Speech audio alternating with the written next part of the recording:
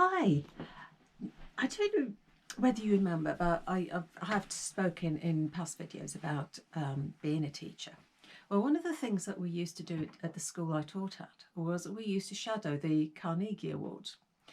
And I haven't done it for a couple of years, but I thought, well, why not? You know, I've got time on my hands now, so let's do it.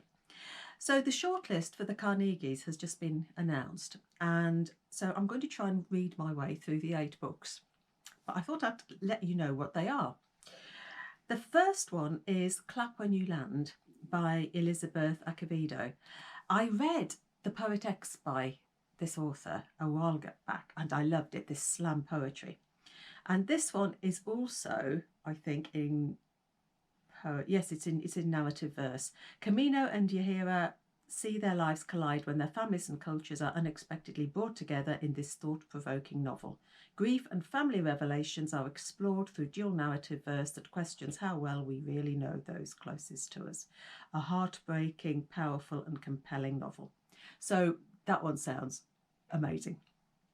And if it's anything like The Poet X, which was super, I love it.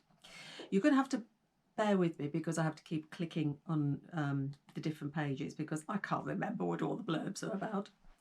The second one is Echo Mountain by Lauren Woke. And it's all about during the height of the Depression, Ellie and her family experienced the hardship of life at the bottom of a mountain. Friendship is at the heart of this tale of what people can achieve when pushed to their limits. This compelling and thoughtful plot creates an experience that will stay with the reader long after the final page. Grim life and ever-present tension of the Great Depression loom in this quiet and compelling plot. So that seems like a family story of relationships, and be interesting to see how the mountain, if it's Echo Mountain, whether the mountain has some part to play in this. So right, that's number 2. Bear with me. Right, the second one is for younger children, because these are for sort of young adult, these books. Look Both Ways by Jason Reynolds, and it's an ingenious frame story made up of 10 short stories which take place on a walk home from school.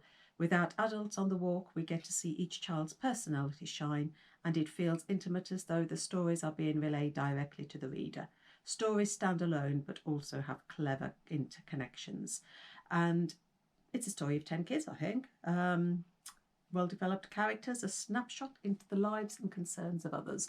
That one is one of for the younger age group, that one is. But I like reading children's books anyway. It's a nice, refreshing change. The next one is On Midnight Beach by Marie-Louise. I'll get my teeth in right in a minute. Marie-Louise Fitzpatrick. And it's an exceptional retelling of the Irish legend of Tobin Quilliane. My pronunciations are rubbish. This beautiful coming-of-age novel is set in County Donegal in the long hot summer of '76. When a dolphin swims into the bay at Carrick Cove, Emma and her best friend Fee feel an instant connection. As the dolphin starts to attract tourists, it doesn't take long for the residents of the neighbouring Ross Bay to become disgruntled, and a dangerous gang war begins. And a compelling, described as a compelling novel, beautifully evoking time and place. And the reader needs no knowledge of the original legend to enjoy this gripping tale. I'm going to have to look up this traditional legend because it's not one I know. But that's another book. The next one is called Run Rebel by Manjeet Man. And this one's for the older children, it's for sort of 13 pluses. And it's the verse novel again. So it looks like we've got another verse novel in which Amber is trapped by her abusive father's rules, his expectations, and by her own fears. She only feels alive when running, but even that is forbidden. Inspired by school lessons about revolution, Amber slowly finds the strength to free not only herself, but also her downtrodden mother and her trapped sister from their domestic prison. And it's described as a strong and complex novel, and the voice of the voiceless, written in powerful and brilliant verse, which articulates domestic violence, anger and coercion. So that sounds absolutely incredible. Domestic abuse, that reminds me of the star outside my window. So it'll be interesting to see how different authors tackle this subject for young adults. Right, next one, The Fountains of Silence by Ruta Sepetys. A well-researched, beautifully layered story set in Spain under the dictatorship of Francisco Franco. Daniel is a rich American tourist and Anna is a maid assigned to look after his family in the Castellina Hilton Hotel in Madrid. As their relationship grows, we meet a cast of supporting characters who all have an important role to play in the unfolding story and whose lives subtly intertwine as we delve into the secrets of Franco's Spain. So a captivating novel depicting the grim existence of ordinary people under Franco's regime. So that one's, again, it's for the older child, the 14 plus this one's aimed at. It looks as though this next one is again another poetry. The Girl Who Became a Tree by Joseph Coelho. The myth of Daphne and Apollo combined with the story of a girl struggling to make sense of loss in this innovative novel playfully told across a plethora of poetic forms.